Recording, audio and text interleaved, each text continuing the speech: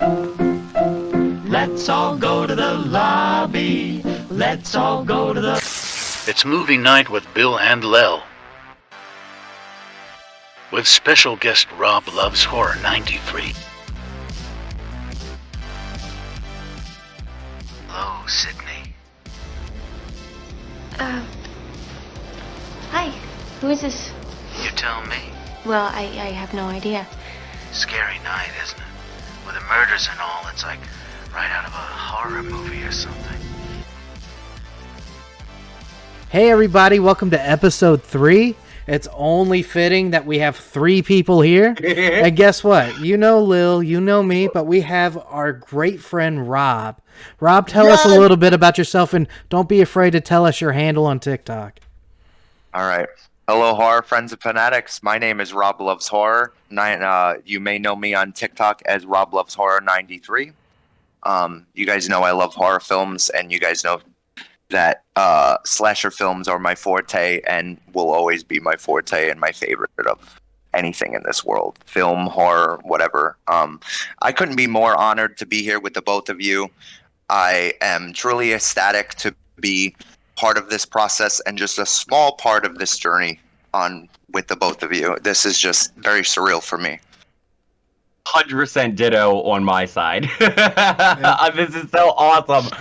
Rob was one of my first and biggest supporters still, and it's just so trippy that I'm in the same call with you right now, because I was like, oh my gosh, I felt at one point I felt this was untouchable, and I was like, this just proves anything is possible, kids. I'm with the Rob Loves Horror and the Billy D. I mean, come on. And you know, I'm really upset with myself that I never came across Billy's TikTok page before a week ago. I'm a nobody on TikTok, so no, don't feel bad. No, like Billy found me essentially. And Billy found me essentially, I think. Lilith was one of my biggest supporters from the start of my page, liking every video, commenting on every video, sharing, favoriting. Like she was there, and she was a supporter, and she's one of the people I will never forget about. Yeah. Oh, you're sweet. Thank you so much. I support the ones that I love. And, you know, Billy is now included in this bundle of my horror family. So support goes out to everybody here listening, watching, whatever you're doing. The love is for you all, and we're all here for you. And we are so ready. Rob, what movie did you pick? Are we ready for that, Billy? Go for no. Yeah, this is what the podcast is about. Okay. Okay. Are you ready? You want to tell them what we're going to talk about today? I'll do it because it's one of my favorites, and it's the second horror film I ever watched, and it truly sat with me, and it just it changed my love, and it's what gave me my love for horror. But today we're going to be talking about the Wes Craven classic Scream. Yeah, Scream, one of my favorites, baby. That is probably one of the best slasher movies of all time, and I don't care if anybody wants to like at me at the comments.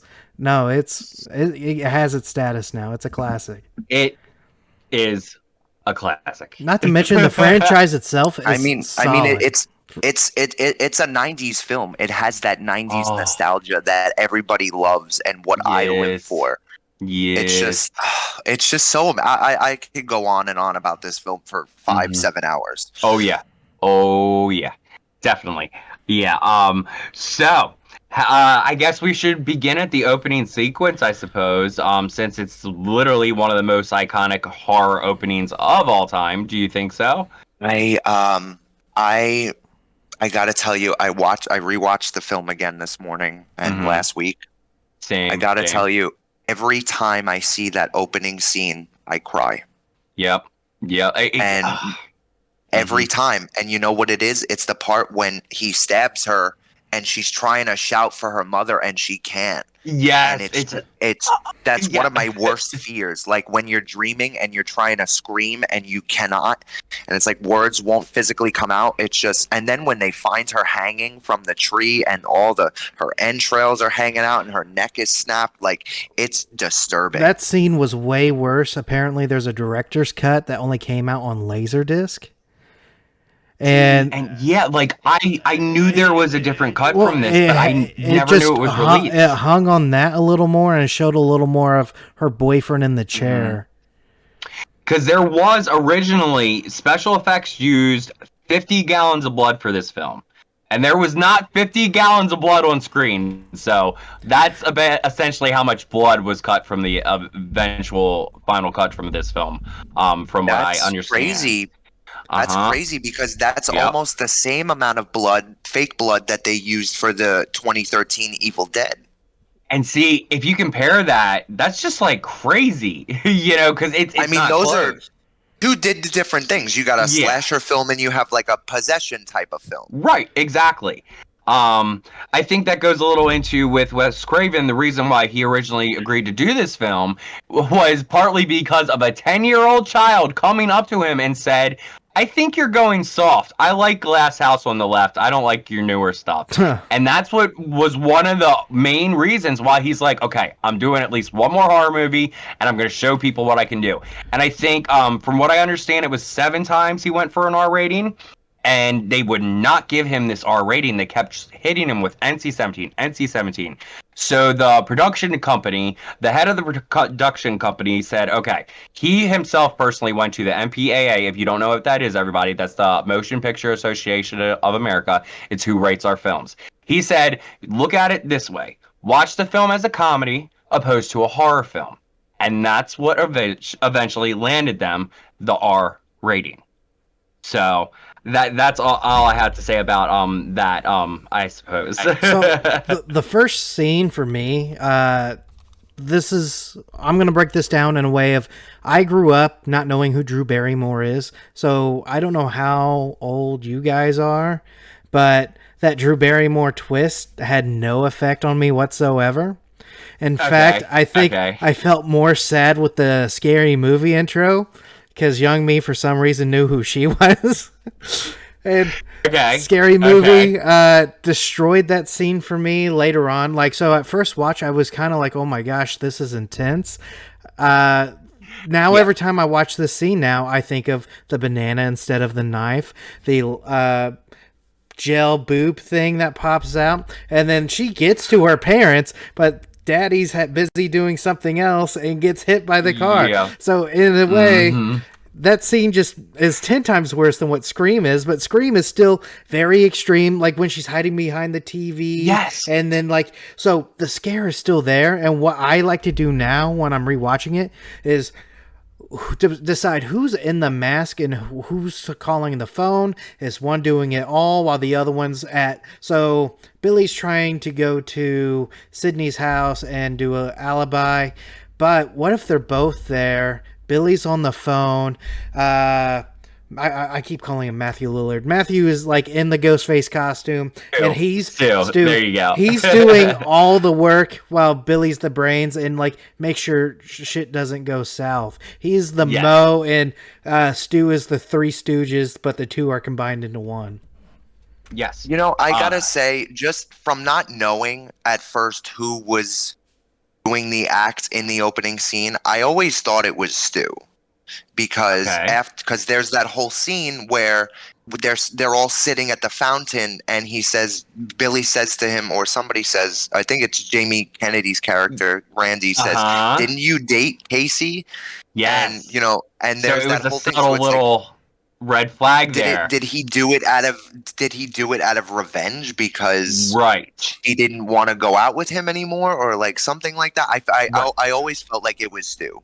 Well, see, that thing is too, like, seeing it now, knowing how it ends, I don't know if I could have picked up on this originally, but looking at the acting at that fountain scene when they're at the school especially with the interaction between Billy and Stu, because Stu says something along the like as, nobody's saying you are a murderer, and gives them that subtle face, and he's like, thanks, man, or thanks, bro. Yeah. So it's kind of like, well, it was the face of like, can you shut the fuck up? Like, yeah, exactly. It's like it was like, it's called tact, you fuck rat. Yeah. Yep, exactly. Fun fact about that. Oh, you can go. No. Oh, I'm sorry. No, go ahead. No, just fun fact about that fountain shot that I just want to bring up to you guys. If you did not know, that fountain shot is what got them to lose the original school location they were going to film in. because the school assumed the film was a comedy. And until they saw the dailies of, not the dailies, I'm sorry, the script of the part of the script of that scene and the language, they said that it was not the way they wanted our young children to be represented. Joke's on them, because the people on the board that got the movie kicked off, one of the men on the board was arrested for beating his wife. Okay, so this whole, like, oh, this isn't the way our children need to be, came from a wife beater. Over top of that, Wes Craven in the end credits, I have it written down here. I gotta find it because I know you guys are gonna love it. I don't want to take up too much time on it. But he said, he has, at the end credits, there is, a quote that says, it says, "No thanks whatsoever to the Santa Rosa City School District Governing Board." And it's at the end credits because they literally kicked him out of the school that they were originally going to film at. Is that blowing your mind, Rob? Have you not noticed that? You know, when I watched the film this morning, the ending scene hit me so hard this time. I don't know what it was, but as soon as Gail comes on and she's trying to, like, get her confidence to get in front of the camera, yes, I started to bawl. And it was like, it was almost like, okay, it's over. It was like a release. But yes. I watched the credits all the way through. Had never seen that before by Wes Craven. I thought it was a joke. I was like, nope. Why he would put it in as there? A subtle FU to the school board because they literally, it was set, it was planned, and like right at the last minute they pulled it out from under them. Which I'm like mad that they did that, but I love that fountain. I love the school that they picked, that they have in it. I feel like it worked for the town that it was set in. And the cast for the facilitators, they were all great too. This is something you guys probably don't know. Ponzi is basically the rival of Ponzi is the rival of Fonzie, and the Fonz is the principal of this movie. Ponzi is the principal of Scary Movie, and it's just funny how they had 60 icons like to this. It's just hilarious. Yes, Linda Blair's in it. By the way, Henry Winkler's awesome. He's great. He actually, I have my wedding video on my YouTube page. Please check out my main channel now. I have tons of screen content. I'm just gonna drop that here real quick. Hey, nothing wrong. He was COVID happened, and a lot of people were we can't meet people anymore, so they were doing online stuff. And basically I was like, hey, I'm getting married, is any advice? And he's like, yeah. So I put it in my wedding video, the advice he gave me, and he's just a sweet man. And if he's watching, thank you for everything you've done. That is so cool. That is so freaking cool. Yeah. I don't want to skip too. By the way, on Henry Winkler. Go ahead. No, you first. I'm sorry. You first. I want to hear this. It's just a short one. But when he opened around 52 minutes in, when he opens the closet, and his black leather Fonzie jacket is hanging in that closet from Happy Days.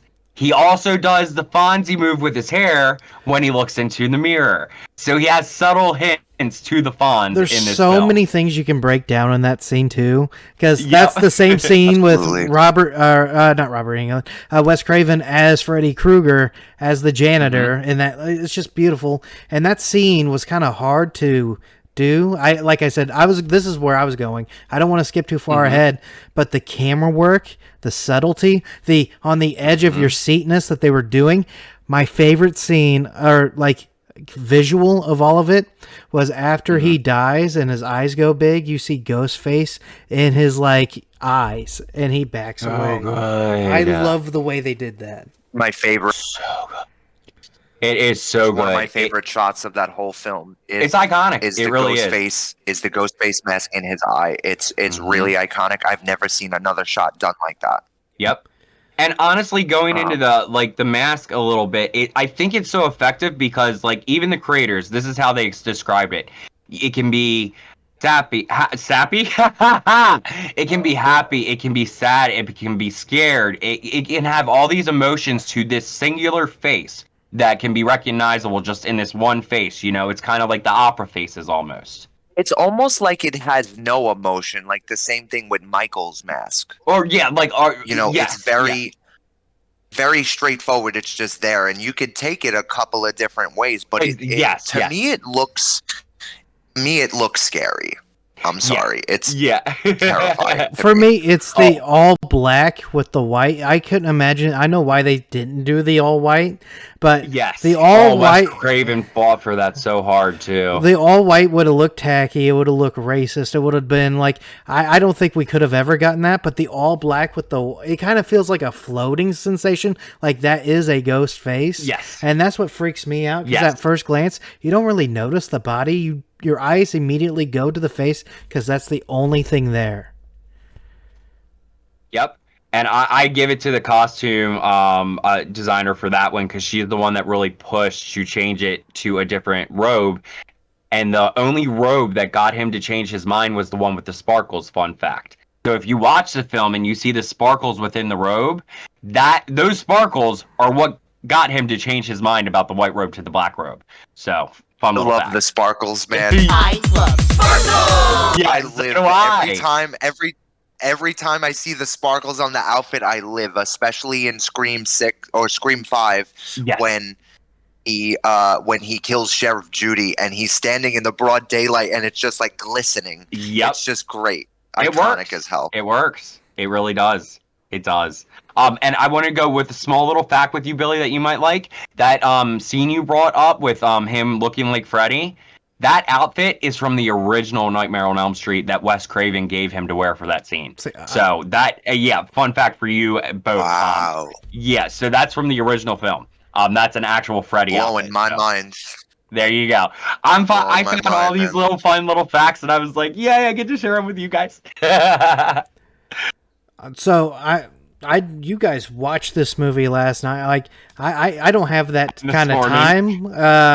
Last night, no, I understand. Horror is your guys' life. I am a movie guy in general, so like this channel is nothing but horror. But I cover Star Wars, Marvel, like all that. And I went and watched Fast X yesterday, so it's like I didn't have much time. I didn't know it was out yet. To prepare.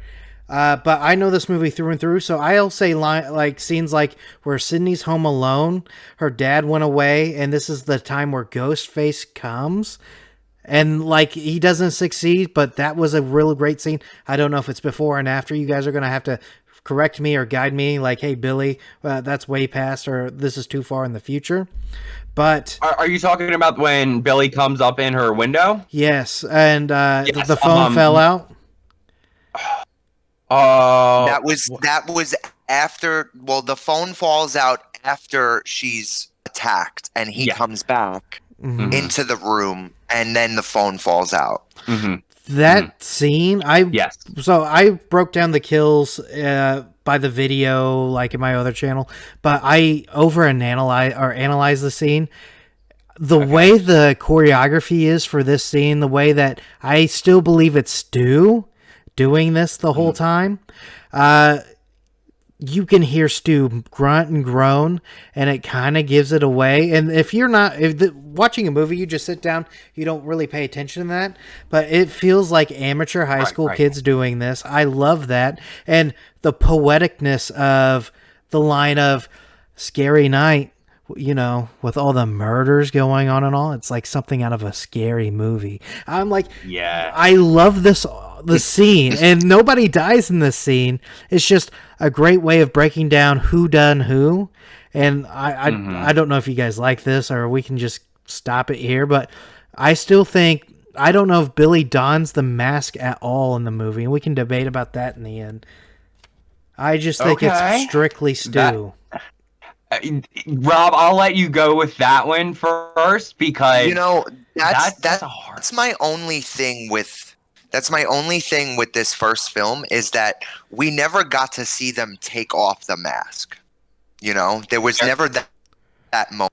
Sydney had that moment towards the end of the film. She has that moment where she does the whole thing to Billy, and she takes the mask off. Iconic. We didn't see any of both of them take their masks off at all. They just kind of revealed themselves as what we're the killers. We're the ones that have been fucking with you this whole time. So by connecting the dots, Kevin Williams.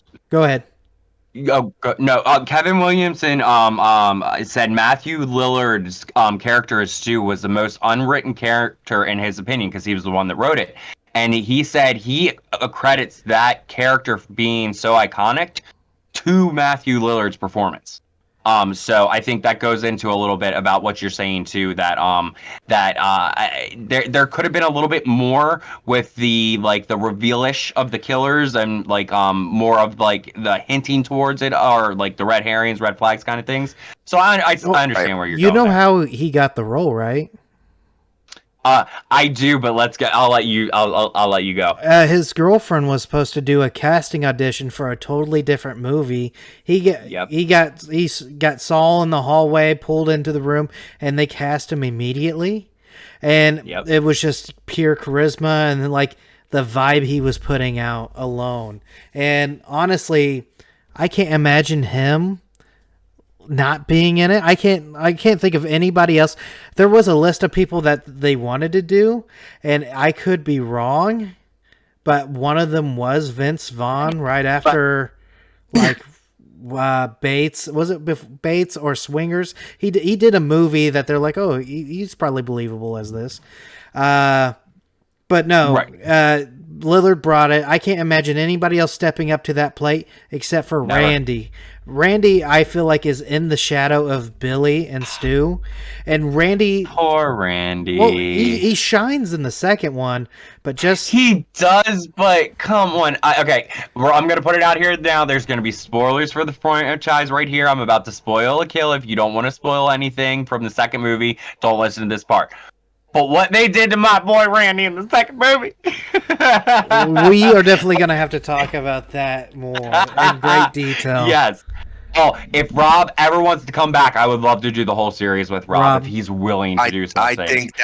I think Scream 2, I think every Scream movie needs its own episode. You can't just talk about this whole franchise like as a whole. It's so difficult because we can go back and forth for hours. Scream 6, Scream 5, 2, 3, It's great to reference, but let's just stick to this movie real quick because Randy alone in the video, scene, the blockbuster, not really blockbuster, but whatever he was working at, and he's just screaming aloud who he thinks is it, and then Billy pops out of nowhere.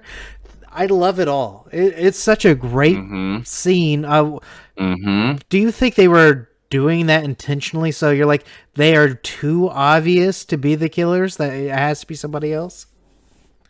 Yes. I fully believe that they did that on purpose. And I fully believe they did that on purpose. Just like the scene when Billy's pretending to be stabbed, and when he falls down the stairs and he's all like, oh, you can tell, like, when I first saw the film, you're like, that's the only point in the film where it's like, was that acting? Or was that what was he doing there?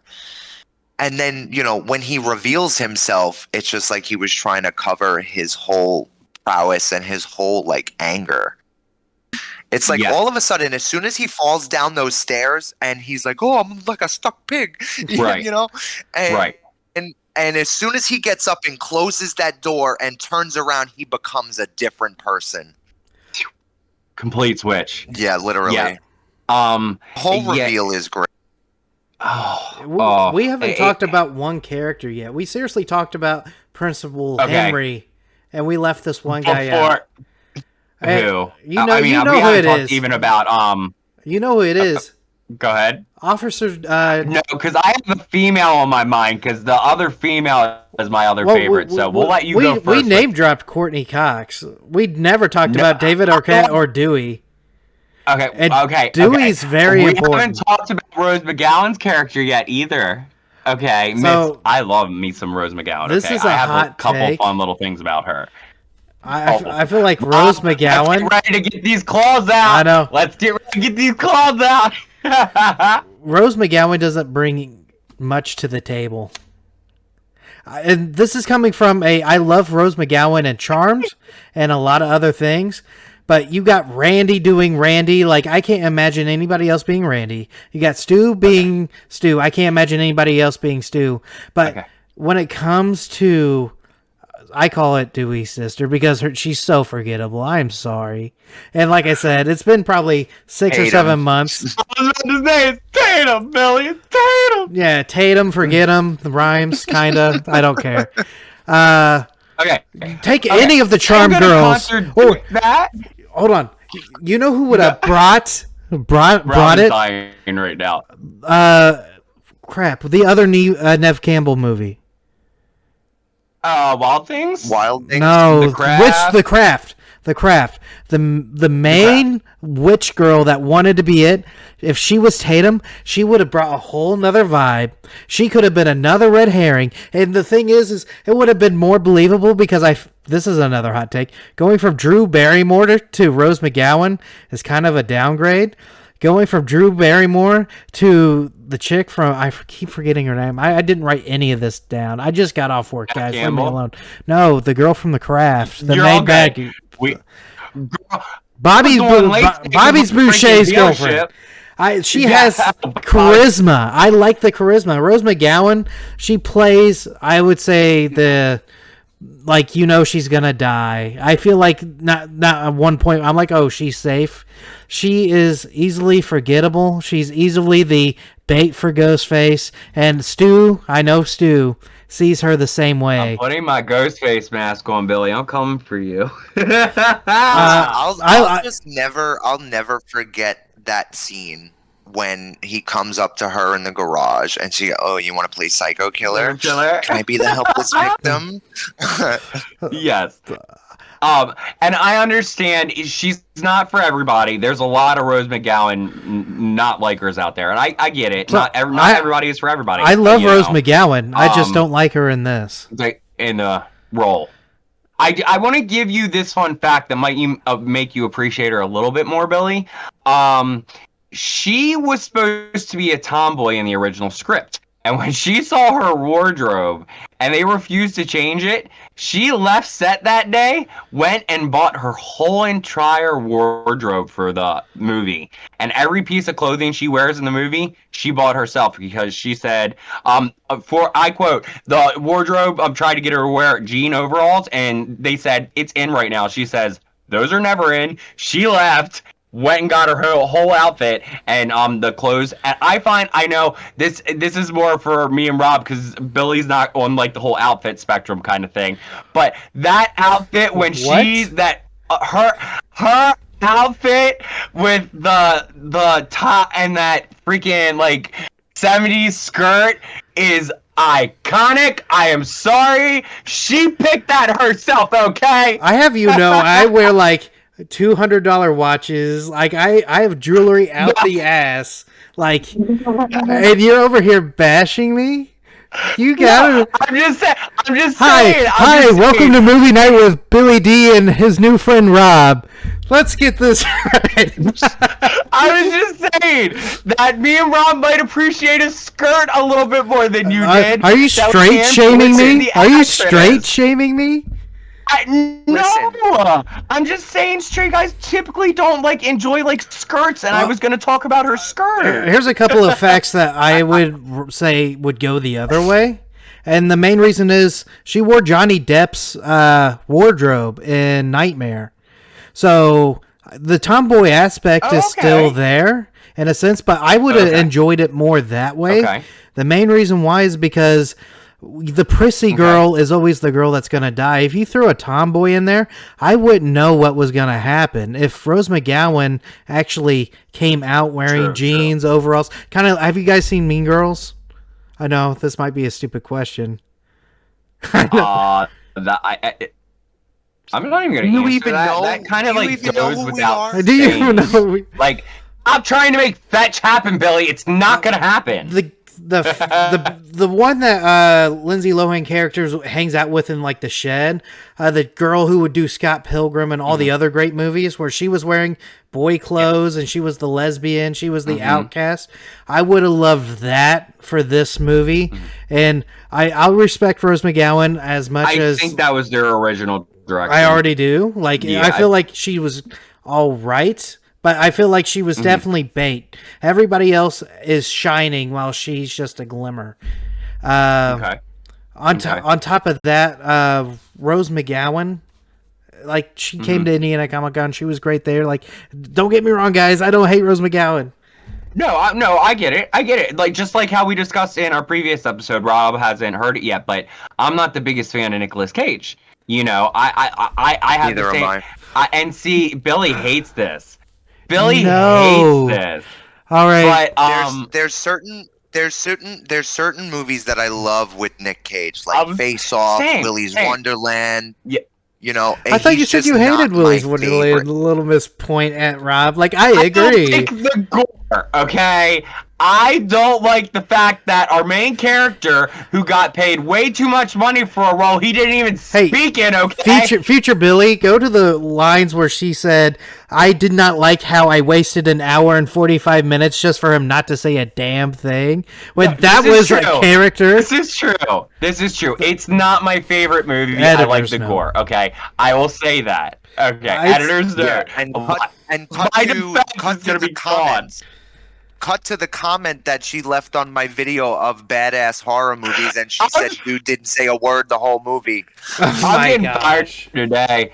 HQ is being called, and I am fired. I have 4 sheets of papers with facts in front of me, and y'all try and get me fired today. Okay, I see how it is. You know what's crazy? Rob, I love you, and you're gonna do this to me. You got me on my jewelry. I was wearing a Superman ring, Superman watch. Everybody complimented on that. I was wearing a Nick Cage Superman shirt at this Comic-Con too, and we were talking theories of is he going to be in the Flash or not. So both things you guys hate me for, I'm over here and I'm shining at this. So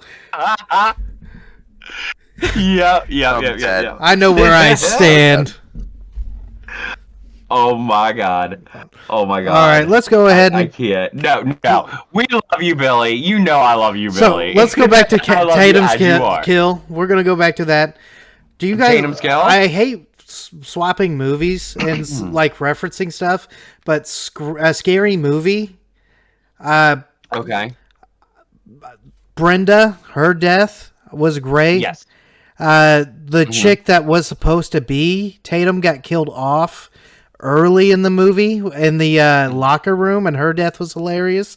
But yeah, oh my god, I love that. 3 people are mixing as one character in that. And I would argue 3 characters do it 1,000 times better than this one movie. So okay. The girl from American Pie, she was hilarious. Oh, Mr. Ghostface. She dies as she's still going at it. She's hilarious. Brenda, who is, honestly, if we had a Brenda in this movie, probably would have livened it up as well. And then thirdly, when you see Ghostface in the garage and he's standing there with a knife, are you really going to do that play? Or are you going to be like that big girl? Like, doesn't matter how you're doing, you're going to get out some way, somehow. There's a little doggy door in the garage, and that's your death. I'm sorry. That was hilarious. I love that so much. It's so funny. It's so hysterical because like right before that, when she's like playing with him and she goes, "Oh, what is this from? I spit on your garage." Like it's such an iconic line. You know, that was the thing too. Rose McGowan had some of the most iconic lines in the film. Like that she one. Had some really good lines. You know, that death too. That death in the garage door, while it's really quick. So brutal, like the way it squashes her head, just. Bleh. Yep. There's no coming back from that. She's gone from the franchise for good. We saw her ashes in 5. I love seeing how Dewey cried over her body too. Oh no! Yeah, Dewey just doesn't care. He didn't. Well, see, that's why they put her ashes in 5 in his trailer. That's why I like Scream 5 with Tatum. That was great. Yep. Dewey was just like. I think Dewey is my favorite out of everybody else because I love me. He always kept the comedy relief in there. Yes. And I never saw Scream as a comedy. I always saw Scream as a straight up slasher, straight up horror film. So did I. It's just like there's so many directors. Yeah, there's so many directors that they turned down because they looked at it as a comedy. But go ahead. For me, no, Scream. Go ahead, Billy. Dewey came out in the sequels, and that's why I'm not going to talk about him much. But he has to be referenced here. He's a rookie. He's a he's trying to fit in when he just isn't. and the growth of this character development, ladies and gentlemen, from Dewey in this movie to all the way to 5, is probably the best character development for most horror films of all time. Agree. Sydney did great Absolutely. from 1 to 4. Like, Sydney became the badass Ripley that I wanted her to be. That's right. I'm like echoing. I hear that. So badass Ripley that I wanted her to be, but Dewey was great. You Dewey's guys, my man. I literally almost cried in the theater when you know what happened. I'm not gonna spoil anything. I just love the scene in Scream 1 when Sydney's being attacked by Ghostface and Billy comes in through the window and the phone falls and she runs out of the room and she runs down the stairs. She opens the door and Dewey is standing there with the mask and she screams and he's like, yep. I found this. It's so iconic. Yep. Yeah, I love it. I love it. I just hate though how he is so disrespected in that movie. They give him no respect. His sister is a bitch to him. Sydney doesn't see him as a police officer. Like, nobody takes him seriously, and it makes me mad. I understand why no one takes him seriously. He's a goofy dude, but you could probably say doofy dude. No, I'm just kidding. He's a doofy dude. Doofy dude. Yes, I love it. I could quote Doofy all day, honestly. He was originally supposed to be cast as Billy, fun fact. He wanted the role as Dewey. He chose the role as Dewey. Fun. Okay, because that would have been fun. On paper, Dewey was supposed to be the hunky, more masculine, hero-esque type, which when we see him on film, David Arquette at that point of his life was not necessarily that on paper. Don't get me wrong, like, he was a cutie pie and he was very as we said, we love us some Dewey, but he was not like the big old cop boy that was like technically written into the script, which I'm kind of glad because it worked better this way, because Dewey, as we're talking about, is one of my favorite characters from this whole franchise. Like, I don't think it would have been the same without him. He has the best character development in this franchise, besides Sydney. There was one buff dude in this whole movie, and he died immediately in that chair. The rest of them are kind of scrawny, like Matthew Lillard, tall and scrawny, Billy scrawny. I really like that taking out, because if you watch other slashers, there's usually big buffier dudes going against the big buffier Michael or Jason, and it kind of feels like a Godzilla fight in a way where you're kind of expecting it. And this movie, all that's off the table. I feel like Sydney could put up a fight. I could feel like Gail put up a fight. I didn't feel like we needed that big toxic masculine guy. And no, not at all. Yeah, I agree. I don't mean to say toxic masculine, but normally that's the no. I know we get it. We get what you mean. That's the stereotype I face in my movies. Everybody expects me to go and check out the creepy noise. No, my wife, she gets up, she checks for burglars. I'm hiding. I'm just kidding. And it's like from the moment that Ghostface calls her on the phone, it's like she knows she's being messed with, and she knows that something's about to happen, and it's just like, as soon as the struggle starts to happen when she closes the door. And she's like, oh, what am I doing? Like, can you see me right now? She has her finger up her nose. And she goes, okay, you're an idiot. I'm going inside. And she closes the door. And he comes out from behind that closet. And they have that little struggle on the floor. It's like she was almost about to give up. And then he puts the knife up and she kicks him right in the groin. I think it shows you right there that was her moment of, I have to be strong. I have to be brave. And I have to get out. This situation. That scene right there, I think, solidifies what we're gonna expect from Sydney throughout this franchise, because not only does she do that, but she calls the killer's bluff. He says, "I'm on the front porch." She opens that bitch. She's like, "You ain't there." The way she calls Billy, that was a great scene. Fucking bitch, where are you? And then Matthew's like, dude, I think I cut myself too hard. He's crying. Get a fight. Yeah. I think you Yeah. cut me too deep, man. I feel a little woozy here. Yes. So iconic. You know, you Yeah. gotta find me first, you pansy ass mama's boy. Like, there's so many iconic lines in this film. It's just so empowering to me in a way. Like, because I feel like women back then weren't that popular with being like the final girl or like resourceful in a horror movie, you I know. agree. And it's so refreshing to see, and I think that that's why people love Sydney Prescott as their favorite final girl. Oh, You know, she's always one empowering. of my favorites. I don't You want know, to it's announce. just some. Go ahead. No, I'm sorry. Go ahead, Billy. Well, I not to contradict you, but I'm doing this big horror foray of horror of history and all that.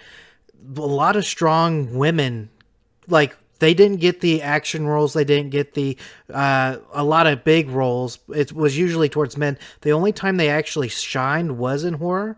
So you get Psycho, you get Rosemary's Baby, you get all these great films in the history, and then it goes to sci-fi. The first great big sci-fi movie that starred a woman was Alien, then Aliens. At one point in time, Ellen Ripley broke. What's her real name? Sigourney Weaver. Sigourney Weaver broke the record of highest paid woman for like a horror. Like it's not for just horror, but just in actresses alone. So Psycho was a thing. You get the daughter, Jamie Lee Curtis, going on to being the big main in the Halloween movies. Yes. 90% of Friday the 13th movies, because the 10% is with Tommy Jarvis, but most of them ends with a final girl. I like. Yes.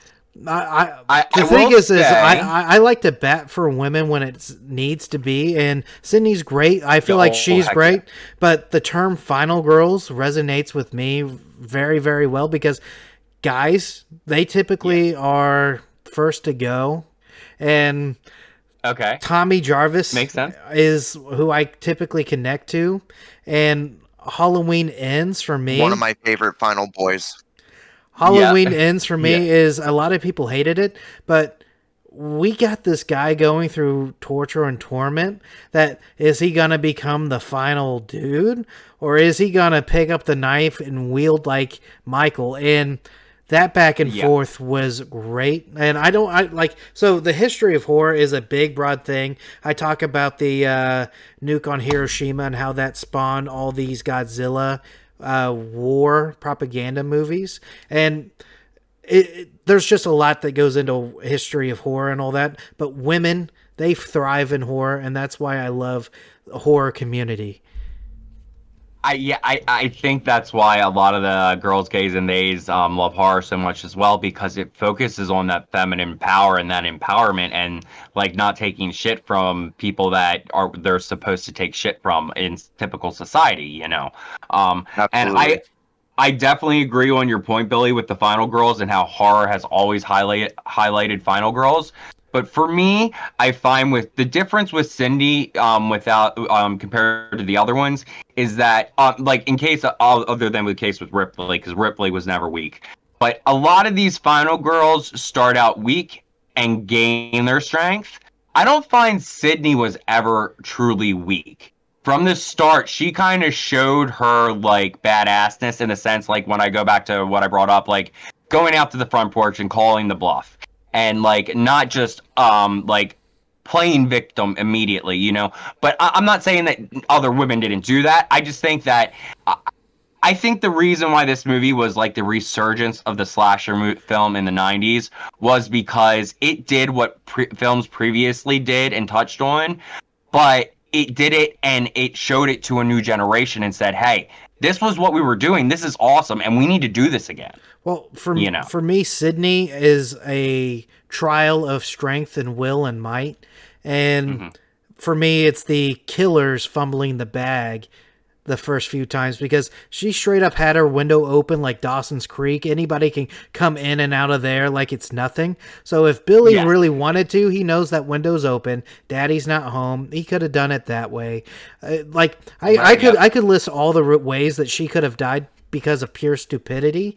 But the thing is True. she's still a teenage girl. She's still going through it. She gets wiser in Scream 2. She's doing great in Scream 3. Scream 4, like, you see the killer killing across the street. She goes in like Jean-Claude Van Damme looking for this guy. So it goes from, I would say, ignorance and bliss to what we get out of like one of the greatest final girls of all time. And Yes. Agree, 100%. so I would blame the idiotness of Stu and Billy. Like, seriously, like, when are you most comforted? Like, right after you get with, like, whoever you're with, and you're just laying there. That's when Billy could have done it. But no, it's not cinematic enough. They, like, this was their film, and they, like, were inspired. So they're going to give her a chance to live, and she got it. Like, good Yes. job, guys. You fumbled the Yes. bag. Here's an award, a bullet, and a TV. Yeah. Is there a I big, mean, especially that whole scene when he comes into her bedroom in the beginning, and the father knocks on the door because he's convinced that he heard her screaming or whatever, and she blocks the door with the other one with her closet, and it's like just the foreshadowing in this movie in this whole franchise is fantastically Wes done. Craven Like, was really good with stuff like that, I feel. absolutely. I mean, So good. That bedroom scene with him coming through her window in the beginning was a direct reference to Nightmare, by the way. Nightmare on Elm Street. Yes, it was. Throwing that out there. But yes, go ahead. Also, Kevin Williamson, like, we give Wes Craven a lot of credit. So much credit that, like, I feel like everybody knows who he is. A lot of people don't know Kevin Williamson, and I had to do some digging on what else did he do besides Scream and all that. I did not know he did Vampire Diaries. I did not give Vampire Diaries a chance until I knew he did Vampire Diaries. Hold on. I didn't know he did Vampire Diaries either. I haven't even watched Vampire Diaries. Well, like, Well, this is see, I'm not a fan of that show, but I will tell you this: that Kevin came up with the premise of Scream and wrote it as a one-act play, and considered making it a short film rather than a full-length feature first. I'm happy That he blows did. me away. I mean, I'm that happy nuts? he didn't too. I mean, come on now. So yeah. I like high praise to Kevin. That's all I want to say and get that out there. Oh heck yeah! Absolutely. I know we're not at the He end. basically picked Wes Craven. Yeah. I bet you if John would have done it, he was a big John Carpenter fan, and you can tell by the script. Yes. He probably would have let him do it. There's subtle references. There's subtle references throughout the film to John Carpenter, because Sydney and Tatum are on the porch and they're discussing the whole thing with, did she really think it was Cotton Weary that killed her mom and all of this, and she's afraid that she put away the wrong guy, and she goes, Sid, you're starting to sound like some Wes Carpenter flick. Like, stop. And Kevin Williamson is the reason that line is in there, because Wes Craven was going to cut it because he thought he was going to be a little cocky, and Kevin Williamson is like, this is perfect. This is what the fans know and love. So that line stayed in. It was perfect. There was a mimicked Halloween scene in there. They actually had the movie playing with Jamie Kennedy just chilling on the couch. So this was an homage not just to like horror in general and all the Easter eggs, but this was like, I love you, Wes Craven. Thank you for what you did, because slashers are the greatest thing ever, and I completely agree. Literally. I agree 100%. I don't want to rush. Like I said, we could talk about Scream for 3 hours, but we're getting close to an end. We're going to talk about the kills, and the deaths of the killers are like a big part of the ending. I don't want it to end though, Billy. I want it to keep going.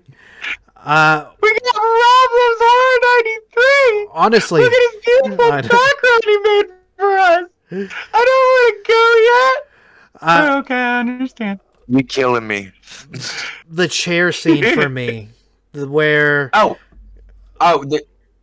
yes, yep. In the beginning, that's your favorite kill. Well, that's one of my favorite kills. Like, we're gonna go through all of it. I would like to talk about Roger L. Jackson. There's so many things we need to cover, and the gore scene, the way he's tied up, the like answer these questions, maybe he lives. Like, I can't think of a better intro opening for a movie than that right there. And the effects on that Absolutely. did not look cheap and cheesy at all. Not at all. And No. thankfully they kept it in long enough so we could take in what would actually happen and it didn't go in like a snap, you know? But fun thing that I noticed this morning, literally this morning rewatching this film, first time I ever noticed this. In that opening scene when Drew Barrymore's on the phone and she's backing up and that patio doors behind her, you can see the black outline of him in that chair already on the porch in the dark. If you look, when she's backing up towards the door before she shuts light on, you can see his outline. So you see somebody sitting there. And just this morning I saw this. It's very subtle, but you can see it when she's backing up. And I thought that was awesome. Yeah, that was cool. I love the opening scene. I think it's easily compared to Psycho because Psycho's main character, Janet Leigh, mother of Jamie Lee Curtis, was killed after 30 minutes, whereas Drew Barrymore was killed in 10 minutes.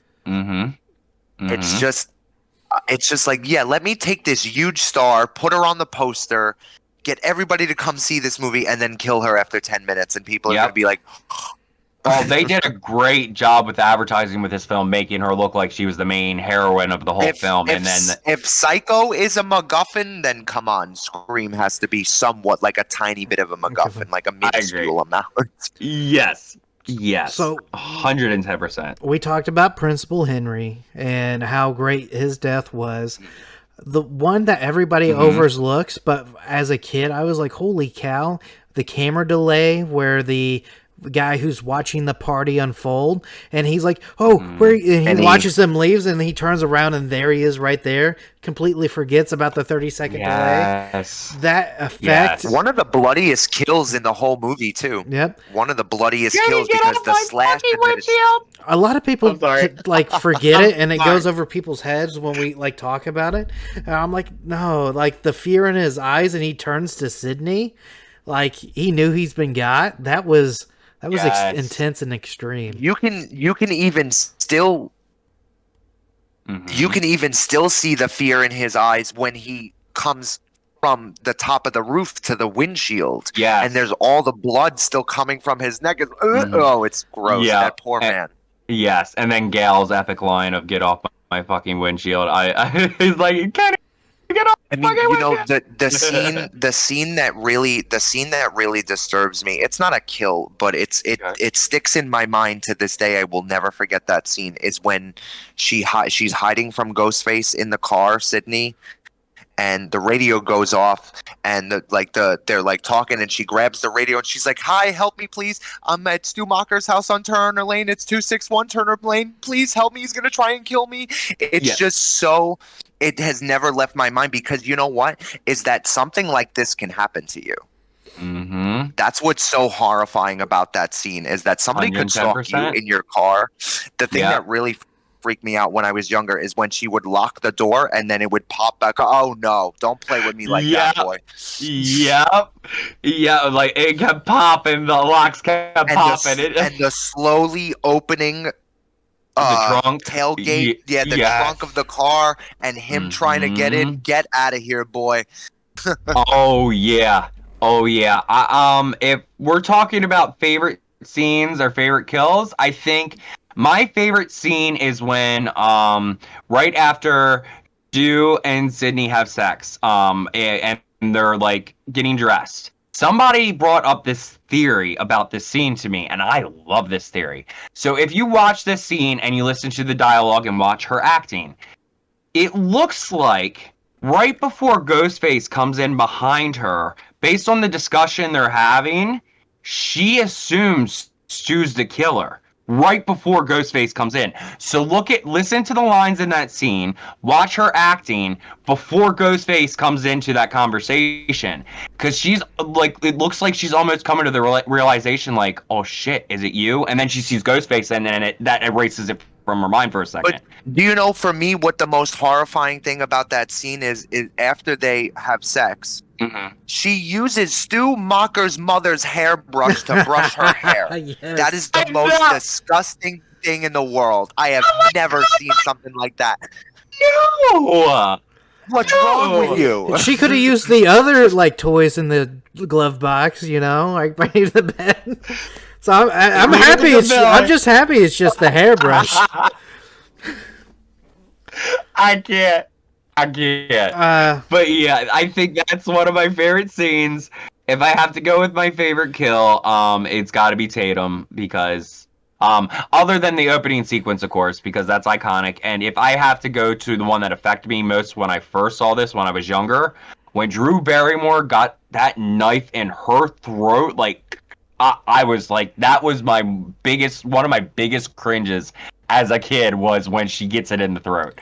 I don't know what it was about throat kills when I was a kid, but they got me. Just even in the opening scene of Friday the 13th, as subtle as it was. I mean, he gets her right here in the beginning. Like the first time he stabs her, he gets her right here, and she can't even scream. No. She can't even scream for her mother.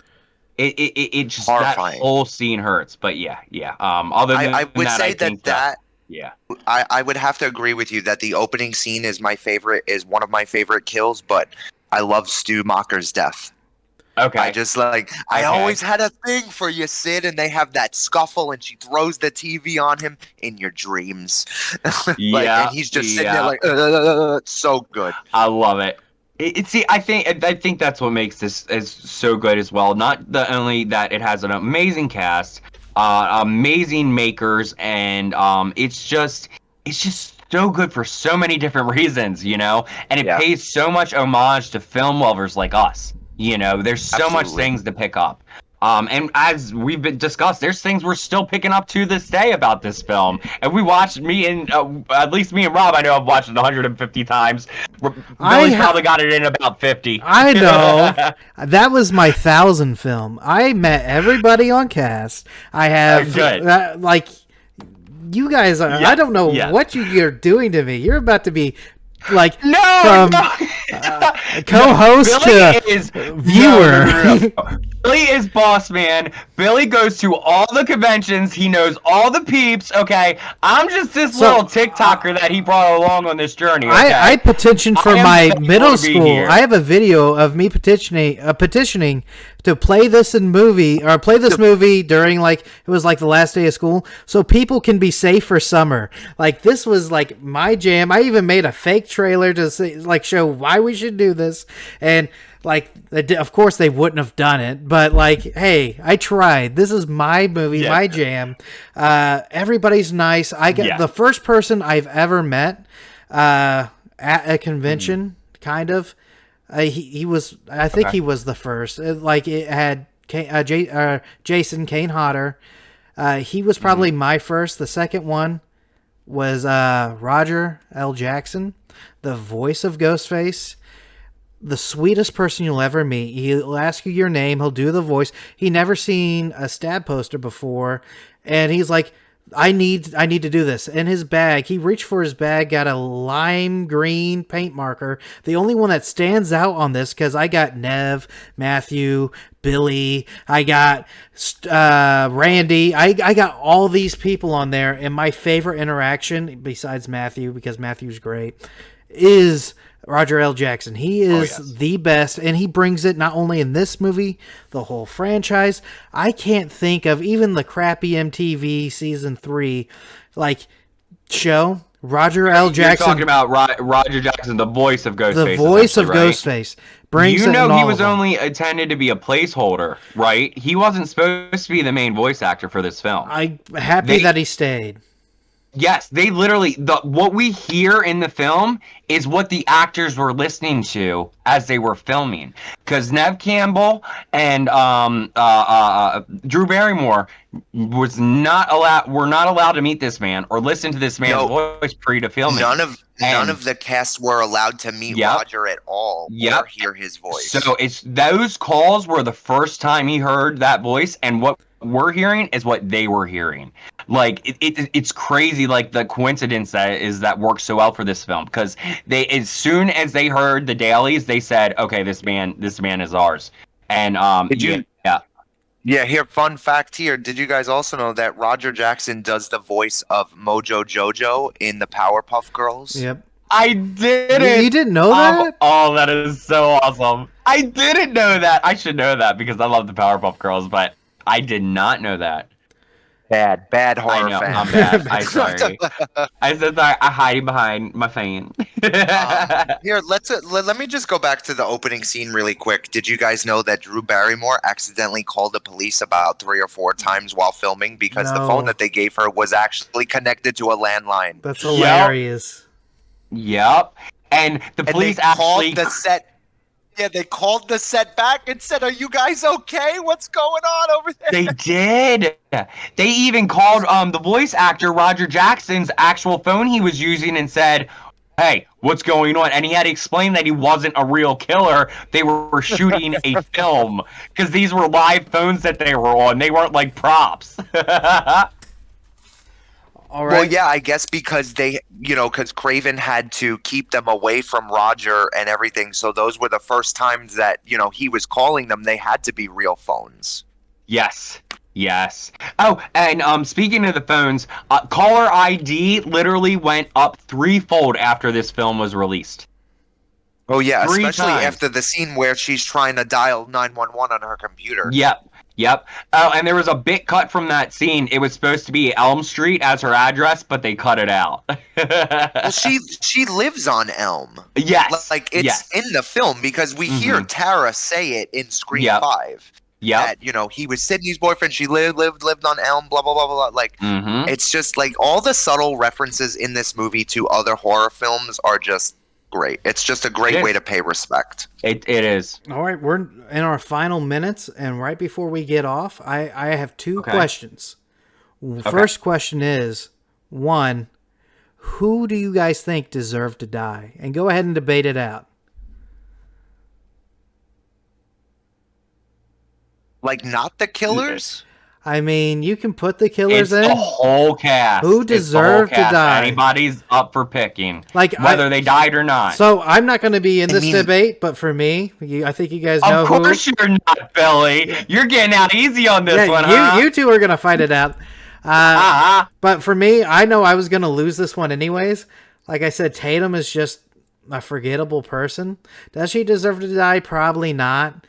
But, like... Thank God you're going to lose one, because these past couple episodes have been really bad for me, okay? I know. That's why I'm happy. I'm going to give you a fair chance. I'm sitting out. But, thank God. But, Rob, you go first. You get to pick who deserved it the most. I gotta say, I really think Stu deserved it the most. He was a real POS. Hold on. Did Stu die? Okay. You say Stu. And a good follow-up and a good... Don't you dare. Don't you be one of these people out there as Stu. Matthew Lillard. Matthew Lillard is one of those people. He was supposed to be in Scream 3. I mean, it was only a TV to the face, Rob. You never know. Scream 7, he could be the killer. No, I think... I don't want to hear it. But here's my thing. If he's not dead, where is he? That's true. So, for continuity's sake, let's just say Scream 7 comes out and he does come back. For now, he's dead. I like that pick. That's a good pick, and we could talk about that. What about you, Lil? If he comes back in Scream 7, I will come back to this video and retract everything that I said. Okay. And as sexy as this man is, as iconic as he is... I didn't die. Billy is a little bitch. At the end of the day, Billy is a little bitch. So I think he's the one that deserved to die the most. I'm sorry. His reasons behind it were not the best. I mean, we've know at least 10 people in our lives that have divorced parents that have perfectly normal lives. That is not a reason to go psycho killer. But, And again, we are ignoring all the other movies too. So Scream 3 continuity the other movies too. Doesn't count here. So we're just going off the motive he gave. No. Yes, exactly. And if I was Rob, I know how I'd take you. I know how I'd take you down if I was Rob. So, but go ahead. Okay, take me down, Rob. Take me down. Billy's done it 2 or 3 times already. Let's go. Why is your answer better? I think I really think Billy did deserve to die because what he was doing was absolutely heinous and horrible. But I do think that their motive is solid. Okay. I think it's Okay. a clear motive. Okay. And he was envious because he thought her mother, well, obviously her mother had an affair with his father. True. True. You know, and it obviously caused a divide within his mother and his father's relationship. Mhm. That doesn't mean that you have to go full homicidal maniac on Right, your friends. But And it these are your doesn't- friends. Yeah. That's the Yeah. thing that really gets me. These people are your friends, and you literally Mhm. murdered and butchered your friends. Like, that is so fucked. Yep. I mean, Yep. Okay. this is Why? Go ahead. I mean, this is coming from like a straight guy who, like toxic masculinity throughout high school and dumb shit like that. I always saw Billy and Stu as kind of like a Bonnie and Clyde. Like they didn't really care for these people, and after it was said and done, they were going to live their lives the way they wanted to.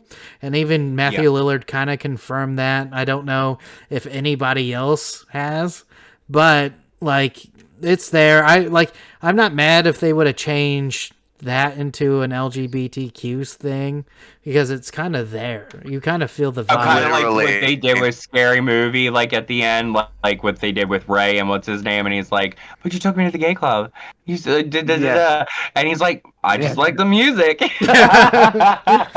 Which, I fully no lie, believed- I see Billy doing that joke to somebody. I fully believe the first time I watched this film and every time I watch this film, Billy and Stu had a thing going on. They are homo JoJo big time. I mean, it is definitely it's written by a gay man. like, so Is it Kevin is very Williamson possible. gay? You didn't know that? Yes, he's gay. Credit. That's why another reason why it's so iconic in the gay community because it was written by a gay man. I It's a should horror movie have written by a known gay this man. by Vampire Diaries from the guy who written. Yes. I mean, the line alone about Tom Cruise's junk, he made a quote about this that he gets slack to this day about the comment that Tatum says over the phone when she's at the video store about renting the movie. I'm going to get Tom Cruise in all the right moves. If you pause it at the right time, you can see his penis. He still gets slack for writing that line because it's talking about Tom Cruise's penis. That's so that was hilarious. like kind of the subtle hint. So yeah. But All the Right Over Moves is a him. classic film. See, you know what? I can guarantee there are so many girls, gays, and nays that went and rented that damn movie because they heard that line in that movie and tried to pause that movie. You wanna know I something can funny? guarantee it. even yesterday, I was wondering why there's like. So Rob there's called himself out. Watch the video. Rob Well- called himself out. somebody's like Ghostface Rainbow. Why does all gays love it's a stereotype that gays love Scream? I'm like, it's such a good movie. Why did that's an everybody? I don't see gay. Like the only time I saw gay was Billy, and it's just hinted. It's not even there. Like it's not Nightmare on Elm Street 2 there, but it's like No. But Yeah. but I'm over I don't know why this is a gay thing. It's like going over my head every single day. Why?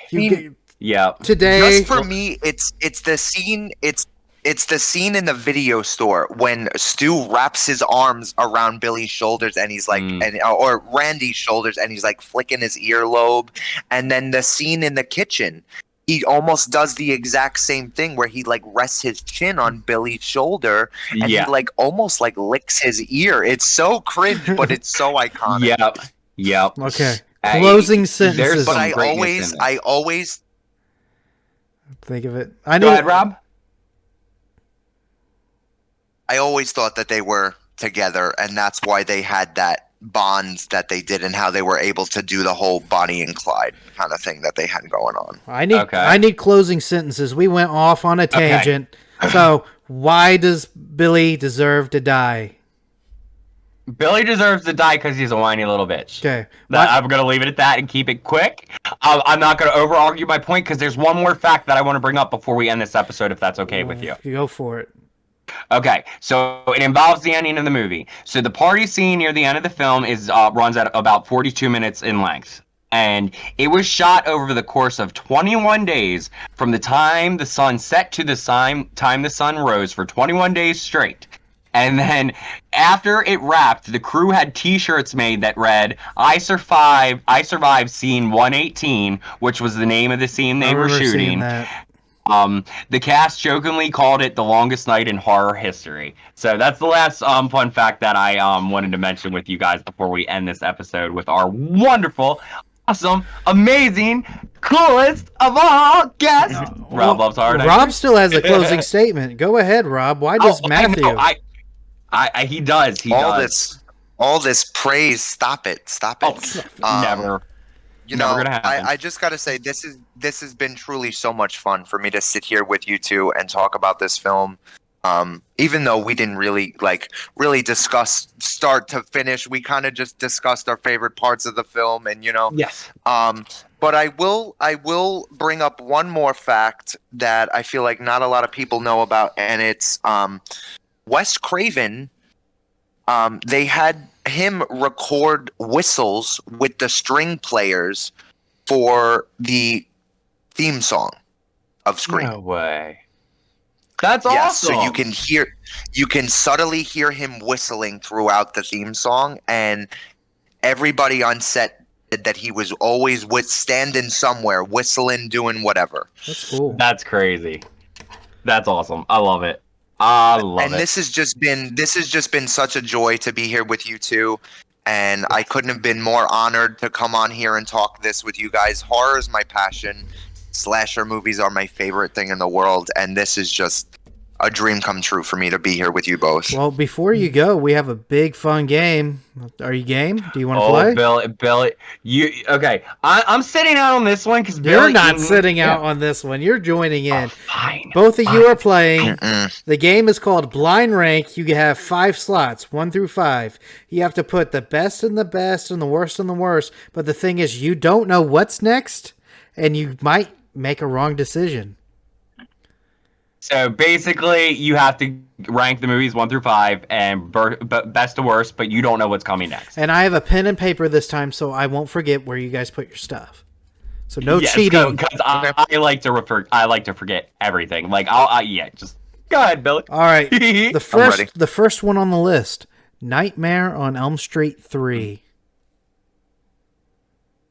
Dream Warriors. You're going first, Rob, because you're the glorious guest. It's not my favorite. I'm going to have to put it at 5. Wow. Oh, see, okay, I respect that. But I think I'm going to place it at 3 just because I do enjoy that film. I think it's one of the highlights of the franchise, so I'm going to put that at 3. So it's a great film. It's just not my fave, Oh, no, I agree, too, because I think if I had to pick a favorite, it would be the original or New Nightmare, but I do love 3. And if you guys can guess the theme of what I'm doing here, bonus points. Oh, yeah, he themes these things, so if we can get the theme, we might be able to guess the next one coming, so. The second one I'm going to give out is Friday the 13th, Part 4, the final chapter. Again, that one's not my favorite. I'm going to put that at 4. That one's going to 5 for me. I'm sorry. My favorite is Part 6. Jason Lives. That one is a very good one. That is a very good one. Mine is the least loved out of the whole franchise, and I'll just leave it at that. This is how I know I think Rob probably goofed up, but Lil, you might have a chance. Halloween 4. Okay, so that was the return of Michael Myers, correct? Yep. Uh-huh. Daniel Harris, first time being in the franchise. So I still have 3, 2, and 1 left, right? You have 1, 2, and 4. 1, 2, and 4. Okay. You guys are gonna come for me. I'm putting that at 4. It's not my favorite. I'm sorry. Don't come for me. I'm sorry. I don't hate that film. It's just not my favorite. Jamie Lee really makes that series for me, or franchise for me personally. So the ones without her in it, not that I don't like. It's just they're not my favorite. What about you, Rob? I have 4 and 5 already, right? Yeah. So I would just have to put that at number 3. I would have to put that as number 3. I'm a big Halloween fan, and that is a great Halloween movie. I know, it's love underrated. Halloween 4 and 5. I love Halloween 4 and 5, but I will tell you a secret. I have a soft spot for Halloween 3 Season of the Witch. Oh, that's fine too. That song. I'm know what a big body horror fan I am, so that right there is my forte. The only That one I have a song. huge issue with in the Halloween franchise is 6, The Curse of Michael Myers. The rest Yeah, of them I that's can like watch the through weakest- and through. Wasn't there like Yeah, an issue with like a producer's cut and a regular cut of that film that it was Yes. like one was crap and one Yes. was good? Well, the thing is, they both crap. Yes. I have the producers. I watch that more than the original, but the thing is they don't do either justice, and it feels like it's like, do you rather have dog shit or cat shit? What's the flavor tonight? And I'm like, Understood. Yeah. The only thing I like about that film is Paul Rudd. yes. Okay. But Okay. they completely undo Jamie's character, though. That's my issue. Yeah, it makes her. And the only other film in the franchise I don't like, and it should burn, is Halloween Resurrection. I saw that in the theater on opening night. Ooh. As soon as, first of all, you kill Jamie Lee Curtis, and then you have Busta Rhymes go all kung fu on Michael. Get the hell out of here. And thirdly, you have a returning actress that plays a completely different character. Why? Why? All I'm right. sorry. I'm sorry. We're I'm not moving gonna go on. off. We're moving We can go on. on. We're not going to talk about anything. No hatred, no anger. I like Halloween Resurrections. So moving on. Child's Play 2. I don't hate it. It's just there's some. Oh, the issues. thing is like it's Anyway. so stupid that it's fun for me. Like Busta Rhymes doing It- ninja shit, like versus Michael Myers, and they're both wearing the I'm same sorry. costume. Like I'm dying laughing. This is H2O is my true ending to the franchise, okay? Like, I view that as the ending to the franchise for me because the new ones, as much as I love them, I love how H2O ended personally. But we can get in more to that with another Halloween episode, or Rob can give his opinion. Yeah, I can go all day about that. So let's move forward. What was the movie, Child's Billy? Play 2. Again, I'm gonna have to put that at number 2. I like it just as much as the original. I think it's a great movie. Okay. What are my slots, Billy? I think you're 1 and 2 as well. Okay, that's going to 2 then, because Bride of Chucky is my favorite. Tiffany, Jennifer Tilly, all the way.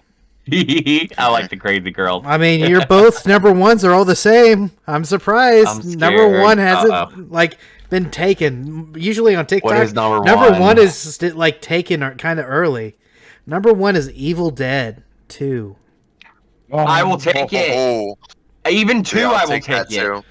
All right. Yeah, I will take it out of that list. I'll I will take put that. that at 1. Can you guess the Okay. theme? I love Evil Dead. The theme? Is it campy horror? No, no. I I mean, got a bad brain, Halloween remember? 4 is not really campy. No. Mm-mm. so I was hoping Um, one of you would say slashers, Resurrect. but one of them isn't really a slasher. Okay. Right. Okay. Is it slash? I'm They're all sequels, and they're all my favorite. Okay. So it's Billy's favorite sequels. We literally just However in the ranked world. Billy's favorit movies. You see how Because much he I told make the me list. himself? I make the list, damn it. See, he's but no. This little troll over here. Okay. Well, I had it we written make down, these super like- serious fun videos, and then he puts these edits in that I'm on the floor with, man. Like Billy You is our guys are so editor much too, and he knocks me out with some of these edits, man. Oh, I can't wait until you edit this one and put some fun shit in here because I know I'm gonna laugh my ass off. Just wait. Yeah. I can't wait. I have fun with editing. It just takes hours. It took me 6 hours to do the one that for episode 1. And I half-assed Wow. the introduction Yeah. one. Like, the introduction one is like, oh shit, I promised that this would be out by today. I rushed it. That's why the first one, or episode 0, looks like the way it is compared to this one. This one looks better. And I have weeks to edit these, so I'm gonna have way more fun. It's gonna be way more kooky, way more crazy. And we're still starting out. We're on our rocky road to success. You know, we're getting there. We're allowed to have a few bumps in the road. You know, and like my camera that I got sold that was supposed to be 1080p. That was from like 2007 apparently. Well, but now I'm gloriously 1080. This ruins the line though. We had Hell House. Like we could have done that. Rob. What's up with that? Are you gonna come and ruin our lineup like that? House of 1,000 Corpses. We could have done House, Scary House, Monster House. We could have done all the houses from the beginning. No, I love that number 3 was Scream. If anything, number 1 was a good one for practice, and I never seen it. The second one was Meat Canyon's pick, which was House of 1,000 Corpses. And then this one was your pick, which is Scream. So if anything, I'm double dipping because both my favorite movies got picked for 2 and 3. So I guess I have to wait until I actually get to pick one. Just, I had to go with Scream because it's such a beloved franchise, and it's the film. I said, you know what? I've never done this before. Let me actually talk about a film that I really know. You know, and I'm sorry, and Scream. I'm sorry that we had to cut short today. Usually we could talk for hours. No, it's I just have somewhere to be. It's all good. All right. Well, I love that you're here. Coming from the one that's always 10 minutes late to the recording. You guys were 30 minutes late to this one. I'm like... I have you know. I was helping Rob with technical difficulties, and then my freaking dealership was a jerk this morning. Don't even get me started Have we with that ever story. been on time? As of yet, no, we haven't, and it's mostly my fault, and I'm going to admit that. And I'm literally texting Billy each time, like almost crying because I feel so bad that I'm late to this appointment. I'm sorry, I never been like this before, and then I'm like, it's missing every time. Seriously, it's only when I have relevant shit to do, okay? Only when something important comes up is when Who gets their oil change for 4 hours, Lil? I swear to God, I will give you the proof. I have the USB drive in my car that I had to leave the dealership with. Seriously. That is owned by the dealership. Okay? Because my car was still updating while I was leaving because I was like, I cannot sit here any longer. I've been here for 3.5 hours, 4 hours, and I have a recording to do. And they're like, it's still updating. I was like, I can no longer sit here. I'm already late. And they're like, well, just bring the USB drive back. I had no radio on the drive home because the USB was still updating my car. You drive a Tesla? A Jeep. And the radio has CarPlay, and every time I go in for an oil change, they update the system. And I'm sitting there waiting, like, what is taking this oil change so damn long? And I keep asking, and she's like, it's the system update. It's the system update. And I'm like, freaking out. I'm texting you. I text Billy, and I'm like, Billy's gonna fire me. I'm fired. I am fired. Rob is the new. I'm not gonna fire you for tardiness or latenesses or anything like that. I'm firing you because you don't like Nick Cage. Damn it! I'm just kidding. I will say I loved Renfield. He was great in Renfield. Did we talk about it last time? About that movie. So me and my wife did like talk about it last Awkwafina. time. And every they time, don't like Awkwafina. So the beginning and the end was great in my eyes, but the Awkwafina cop stuff that kind of slowed down the juggernaut of a movie for me.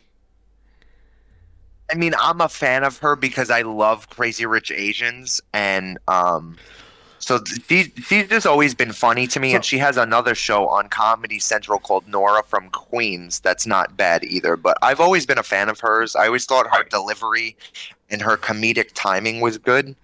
I will say I really didn't enjoy her in Renfield as much as I did other films. So Shang-Chi was the other movie that I kind of got annoyed with her in. I don't really watch Disney movies. My wife does. And if you guys watched last week, thank you for watching, but I'm telling the story again. She watched this dragon Disney movie, I think it's called Raya, and she had to turn it off halfway through, and she doesn't do that with Disney movie. She's like, I just can't stand the dragon. I'm like, oh, I'm sorry. Like, not my problem. I'm going back to watching my movie. I really liked that movie, but one of my favorite Disney movies at the moment is Luca. Is that going to be a theme? Should we talk about every time a guest stars on? last thing is, what's your favorite Disney movie? We ended up on Disney You know what? with That's a House good of a idea. Thousand Corpses too. We ended up on fucking our freaking Disney on the House of a Thousand Corpses Damn episode. it, How does this always happen? Now we're a Disney podcast. Let's just put on our mouse ears. Next week, tune in. We'll be watching. No! I resigned from my position. It goes to you, Rob. You get to wear the mouse ears. I will be behind the scenes. Rob, you look like a guy that would wear the mouse we're- ears, and they're nowhere near Disneyland. You're like, oh, are you okay, buddy? I mean, I got my bunny ears I can wear. Yeah, come in next week where we're discussing Hannah Montana. Yeah, right. Oh my god. All right. But, no, Starry Eyes. Did I say it right? Starry Eyes, yes, is next the week. next one. And Yeah. Rob, I'm just Oh, gonna I go love that ahead. one. We're gonna extend the invitation live or whenever you guys are watching it.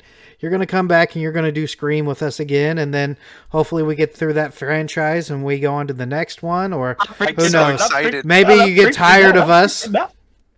But no, we're gonna have to schedule You'll something. probably soon. get tired of me real quick, but if you still want to come back for Scream 2, I will. I gotta tell you guys, this is the most fun I've had discussing a horror movie in such a long time. I mean, I have so much fun on TikTok Live with people, Yes. but oh my god, this is truly a dream for me because one, we can talk unfiltered, Yes. you know, and we can Yeah. actually say certain words. Oh, he stabbed her. Oh, he killed her. You know, we don't Yes. have to filter what we say, and it's such. Yes. You know, I mean, if I curse too Please, much, please tell no me because N I have a words. Please problem. no F words. He's lying. You can't say. No, stop it, Rob. Rob, no. We're not those people. And then we just have a whole episode of just bleeps. The whole episode is just the bleep. That's Rob's I'm like, goal. Billy? Let's cancel Billy Davis and Lilith. I'm like, the list goes on. All right, I had fun too. Thank you for hopping He on. just bashes us to everybody. He's like, never go on that show. Yeah, thank you so much, Rob. You know how much I appreciate you, and I am beyond you, guys. I ecstatic had- that you came here. Yes, I had such a great time from the moment that Lilith asked me if I was interested. I was like, hello, are you crazy? Of course I am. Like, this has always been a dream of mine to do.